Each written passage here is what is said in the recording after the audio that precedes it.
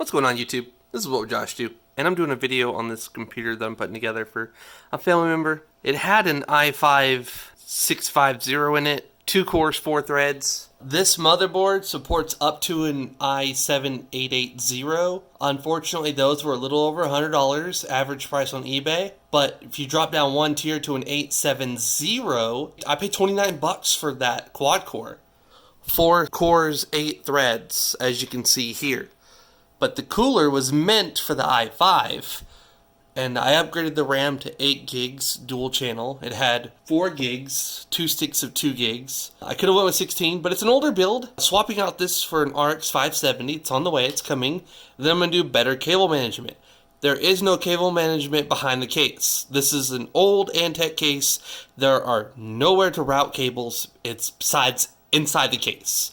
So once I get the new graphics card, I will be able to do better cable management. And then today we're going to be swapping out that CPU. Ooh, that's already putting out some hot air. But look at that. We're already in the 90s. And I ran this yesterday. It got to 100. And then it started thermal throttling. So that's why we've got this thing right here. This is an old cooler. It's been out for a while. But I paid $29 for it, and I'm going to get a $10 mail-in rebate. And yes, I do my mail-in rebates. So I'm going to go ahead and put this bad boy on there. And ultimately, I only paid $19 for it. So we're going to go ahead and install it. And look at that. We're already well, it was already at 98. And as you can see, overheating detected. So we're already there. So let's go ahead and stop this test. And once we stop the test, that stock cooler will bring it back down. But realistically, while playing games, I saw this thing jump to 82 degrees on its own, just while playing games. So it definitely needs a better cooler on it. That one that was on it was meant for a much slower processor. That is a massive cooler compared to what is on it. I mean, it's not an expensive cooler. The Noctua one that's inside my current build for myself is a Noctua dual fan setup that costs $99. And the NHD 15 is a $85, $90 cooler. This is $29. I got it for $19. So we got all the different mounting things for different mounting systems. And oh my god. I've heard it's not one of the easiest coolers to install, but I'll figure it out.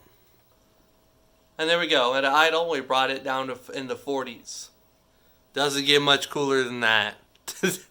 That's not cool, but it doesn't get any colder than that. Alright, let's cut it here. Next thing you'll see is a much better cooler on that computer.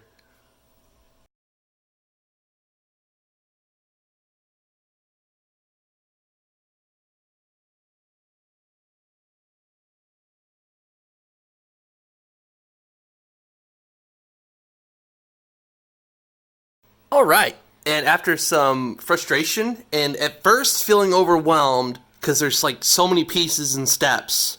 At first I was overwhelmed, then I slowly got more comfortable with it, saw what was going on. Okay, this is the bottom plate, this is... Okay, once I figured all that out, it was so easy. And man, oh man. This has been running for a few minutes now, and we're sitting in the 50s. Literally in the 50s. Like, sometimes a little bit in the mid 50s, most of the time low 50s.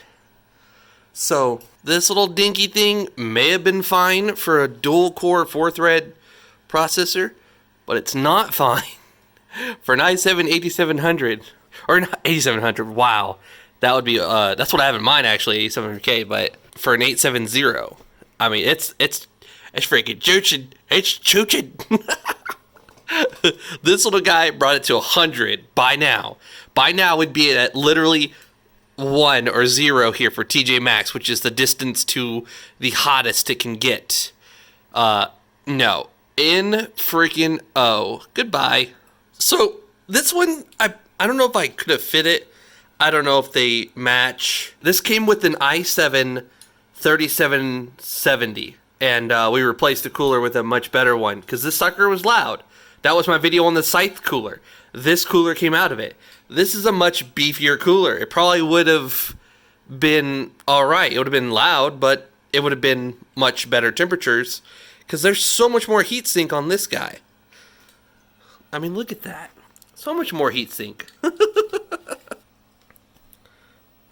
But yeah, so the fan is nice and quiet. Now, obviously with the CPU at 100%, and we've been doing this longer than we ever could before without it throttling, it's a little bit louder. So if I were to stop this test, I clicked stop. Oh, I can already hear it going quieter.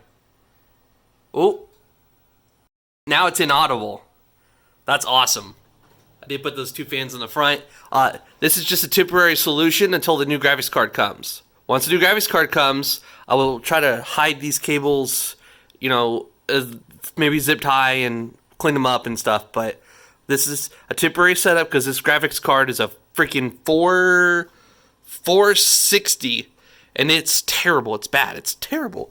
An RX 570 will just absolutely obliterate it. But now it's the same volume as the two fans in the front, the one in the back, and the one in the top. So that's a much better. I have a side panel for it, of course, and it fits perfectly. I've already tried it. Side panel closes perfectly. So to wrap up this video, for like less than $30, upgrade your cooler, please. Even if you've got a little bit beefier one like this one, or the one that comes with the AMD, those aren't bad, but these are quieter. And it's, I don't know, it's just something about having the fact that the air gets sucked in and blown right out, and there's that back fan right there to catch what this fan is pushing out. So I feel like it's a much better for the computer. But yeah, if you enjoyed the video, give it a thumbs up. If you didn't, give it a thumbs down. This is What Would Josh Do, and I'm out.